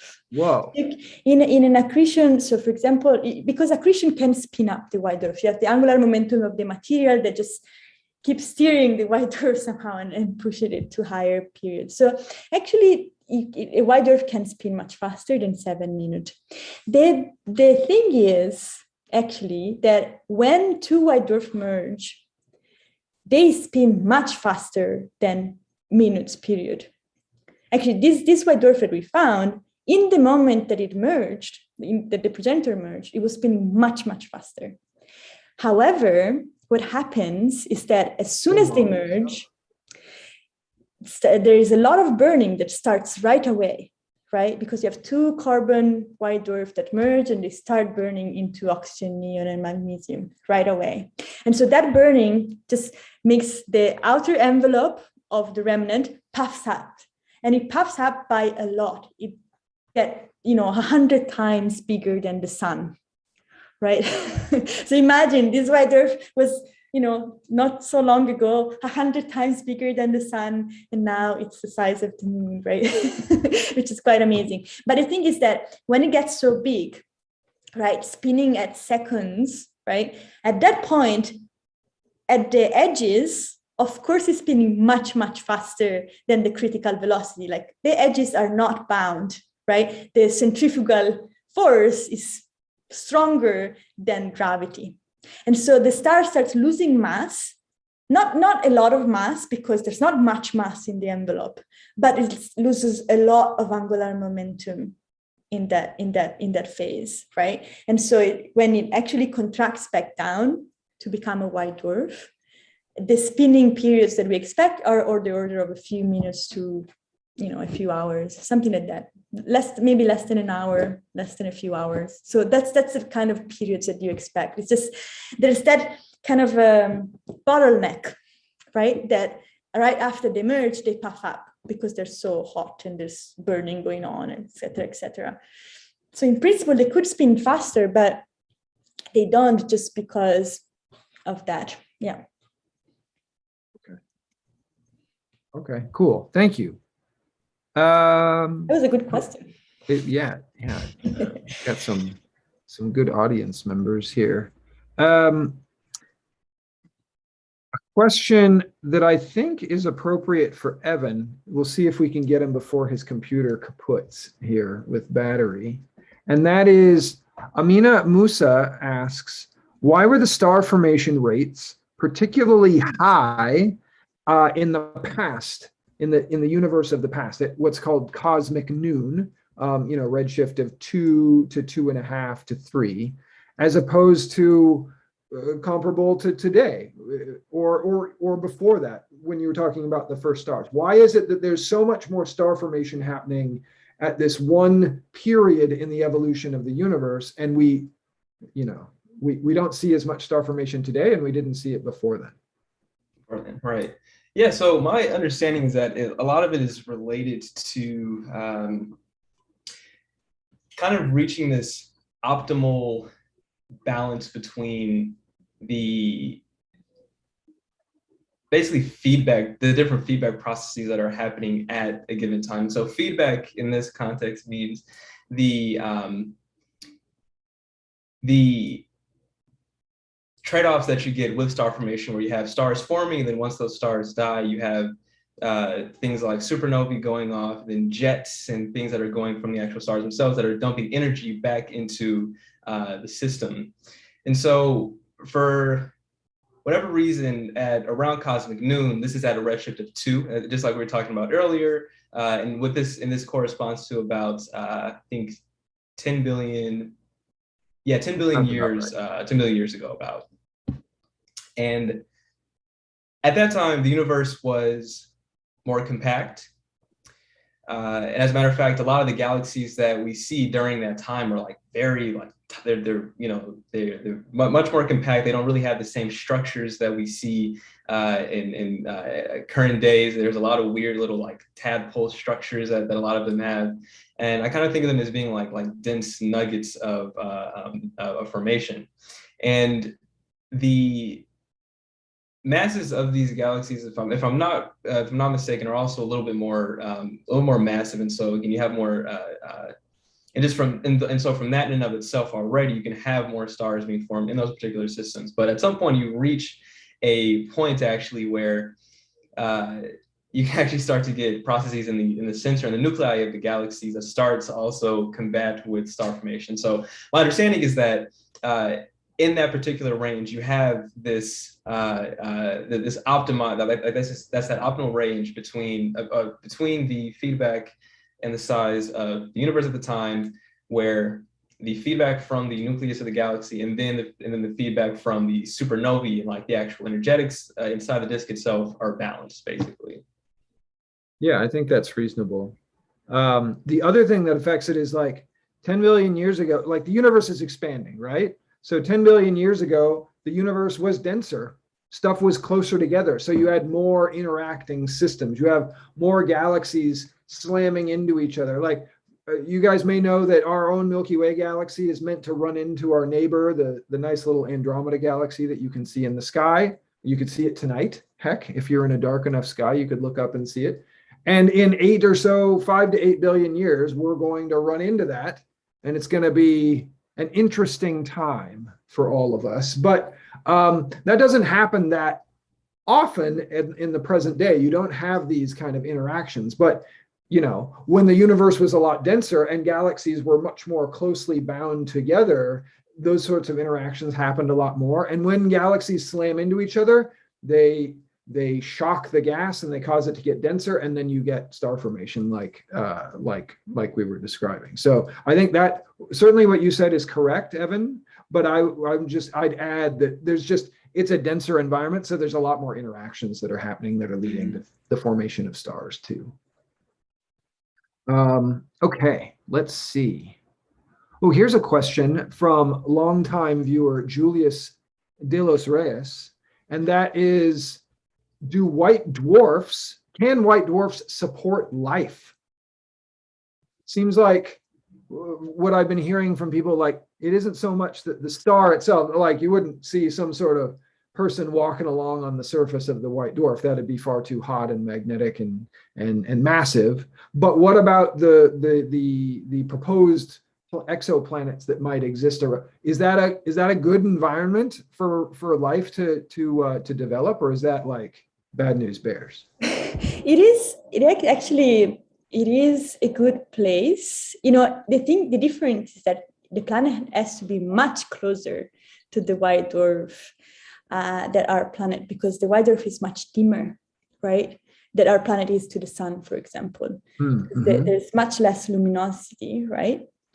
you need to have, it needs to have a good atmosphere that filters out UV, because white dwarf, especially the young ones, are very hot and very blue. So they emit mostly in the UV at the beginning of their life. So it's either like a kind of older white dwarf, or like if you're at the beginning of the life of the white dwarf, then it has to be like a very good atmosphere to filter out UV.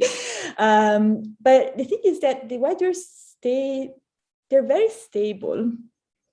And they're bright for a very, very, very long time. They cool very slowly, very, very slowly. So actually, after all the stars are gone in the universe, they're gonna be the last ones that are bright, that have that are hot and bright. So in the very, very, very, very, very distant future, it might be that we all have to move on a planet around the white dwarf, because once all the stars are gone, the white dwarfs are still going to be bright for billions of years after that. So it could be the last place for us to go. Well, yeah, I mean, I guess when the sun eventually sloughs off its outer layers and turns in, revealing its core and becomes a white dwarf, it seems like that process would be bad for us. Just the sloughing off of this hot gas in the outer parts of the stellar interior to just like come flying past the Earth. So we might have to like fly to the outer solar system, let it do its thing, or another star system. Heck, this is in 5 billion years, so we can dream big about what technology we'll have at that point. And then maybe come back and hang back out on like the cinder of the Earth. That would potentially be a thing, as long as there was, as you said, a thick enough atmosphere to absorb like UV. Yeah, I was actually thinking about like the very, very far future, right? Because when the sun goes out, I hope for humanity that we will be able to go just to another planet on another star, right? Right. But in the very, very, very far future, when all the stars are gone. Oh, right. Which, it's bound to happen at some very, very, unless, there's a big crunch or whatever. Who knows what happens in the future. But if you just think of the universe as it is today, all stars would run their lives, and, there's always new ones formed, but at a certain point, all the gas will be gone and everything's going to be in either white dwarfs or neutron stars or black holes. And so white dwarfs are going to be our last hope. I would just like to add on to the point of UV radiation. There's actually a lot of consideration and support for the idea that the early sun and its onslaught of UV radiation that it provided was really responsible for the production of the kind of molecules that we need for life. And so perhaps whatever is living on a planet around a star about to become a white dwarf, that might not survive it, but the radiation that follows and whatever events that follow could lead on to a new form of life. Absolutely. UV radiation, always a consideration, people. I have like 5 bottles of sunblock lying around this house. I feel like I should be sponsored by Neutrogena or something like that. But okay, a couple more questions. We've got about 10 minutes left, so get your questions in. We have a handful left here. Here's a wild question from Sarah Broadbent. Was the Big Bang similar to a black hole, and are we living inside a black hole? Okay. This seems like maybe a premise for a new Kip Thorne film, perhaps. Interstellar 2, what happens when he remains in the Tesseract? Oh, spoilers. Sorry, spoilers. Well, it's interesting that you bring up black holes in this context. So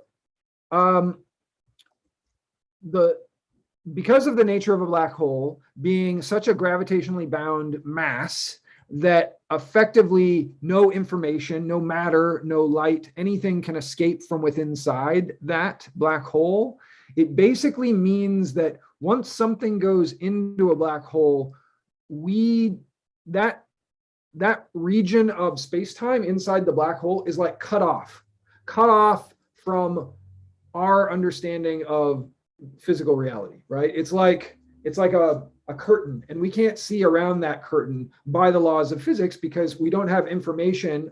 If light can't travel out of that, and light is the fastest thing that can travel, that's the fastest way in which information can travel from a place. And if information cannot come out of that, then we can't really hypothesize what's going on there. But your question was, are we inside of a black hole? And was the Big Bang similar to this black hole? I don't think that the Big Bang was similar to it. I mean, the Big Bang was an expansion of space-time, whereas the black hole is kind of like a condensation. It's like a singularity, at least as we currently understand it in space-time. So I don't think it's necessarily the same thing, but I will agree that both of these phenomena are at the extremes of our understanding of current physical law for similar reasons, that they're where space-time and our understanding of general relativity break down, but for kind of different reasons. But I don't think that we're living inside of a black hole. But don't hold me to that. But I don't think it's consistent with our experience here and what we observe in the sky around us. Do you guys have other things to add? Yeah, I think. Oh, go ahead, Ilaria. No, go ahead. I talk too much.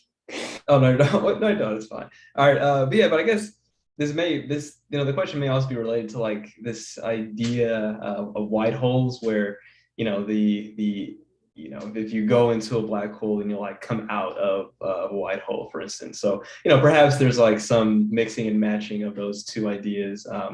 But maybe that's one way to see it. But again, we don't really have any evidence to support that is the case. They're kind of the beginning of the universe, and I think the way you put it, Cameron, was perfect. It's like they're both extremes that exist basically for us. So yeah, that's all I had to add. Nothing much. Ilaria, do you have anything to add, or Ivy? I just wanted to say that when you look at the general relativity black hole, right? When you just study general relativity, the black hole is more, if you look at the mathematical theory, right? It's kind of like a separation between two universes. Right? Like there's no contact between the universe inside of the black hole and outside of the black hole. So, we could be inside of a black hole, and in a way that we are on one universe, and the closest black hole is just connecting us to another universe, or something like that. Like I'm just thinking about when you study the Schwarzschild black hole, etc. The actual black hole looks more like a tunnel, right, than an actual a tunnel between space-time. It just connects to something that that is completely disconnected to our universe, and there's no way for us to communicate in any way to that part of the universe, which to me, I like to think about it as kind of like a tunnel, right, to just it's separate part of the universe somehow. So maybe we are inside a black hole. Maybe it's true, it's possible. There is a logistical question that somebody asked, that Kaiser Usman asked, and that was, when will Astronomy on Tap be in person again? It'd be great to meet some scientists from Caltech. And the answer is, for now, our Astronomy on Tap series, which is kind of a sister series to the stargazing lecture that traditionally gets held in a bar over drinks. So you get to bring this is just water, but I can pretend that this is a effervescent alcoholic beverage. And you go, you have a drink, and you listen to a couple of informal 15 or so minute talks. Ilaria has been one of our speakers. Evan's been one of our speakers earlier this year. I have yet to get Ivy, but we will get her soon. And so you hear a couple of talks, and then there's pub trivia, and it's super fun. And right now, since the pandemic has been going on, we've been doing this virtually, much like the stargazing lecture that you're now watching. But hopefully, come January, we'll all start doing this in person again. It'll just depend on like how things are going with COVID. But it also depends a little bit on, I think we need to find a new venue because our existing venue has gotten a little crazy. Like there've been some stabbings there. I don't want people to get stabbed. Nobody wants to come hear about science and get stabbed. So we're probably going to find a new spot, but I haven't yet found that spot. So, the point is, stay tuned. Hopefully come January, you'll be able to go hear science, meet scientists, and not get stabbed. That's our motto. That's our slogan. Okay. Let's see. Maybe one last question. I don't know. Do you guys have any questions? There's so many questions. I'm kind of tired of answering these questions. How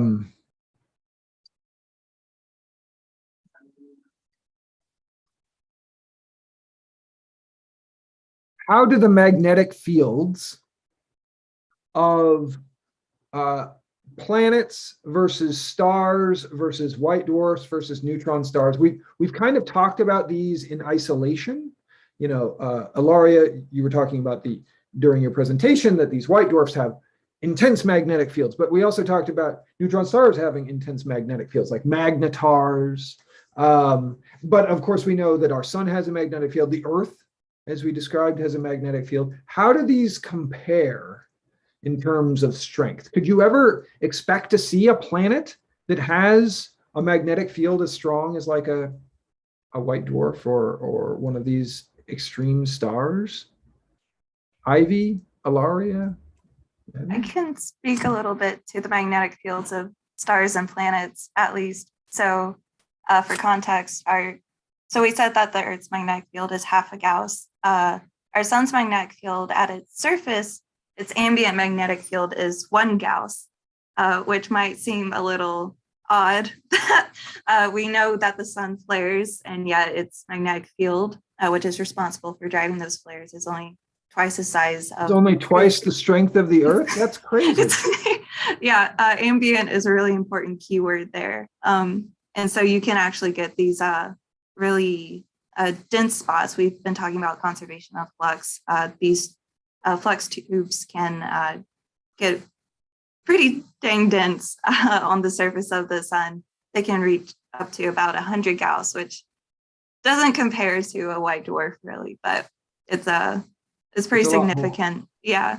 So even with only 100 Gauss, it's enough to like launch a coronal mass ejection or cause these solar flares that are such a danger to our electrical grids and satellites and such? Yeah, exactly. It doesn't take a lot, it turns out. You just need a big field. It doesn't necessarily have to be strong, just big.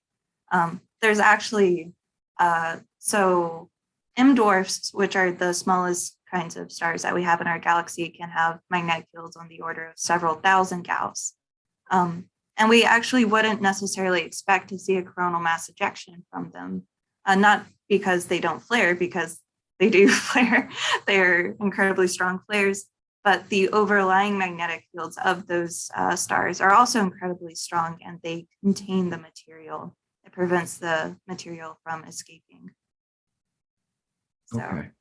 And then those white dwarfs and neutron stars are like 10 to the 12th. Yeah, so white dwarfs can have magnetic fields similar to M dwarfs, so a few thousand of Gauss, up to the tiny white dwarf that I was talking about, which is one of the most magnetic ever detected, which is almost 1 billion. Right. That's why when I was answering one of the previous questions, I said there's a huge diversity of fields on white dwarfs, you know, from a few thousand to 1 billion, and you can find any magnetic field in between. So it's so just for reference for our audience, but also for me,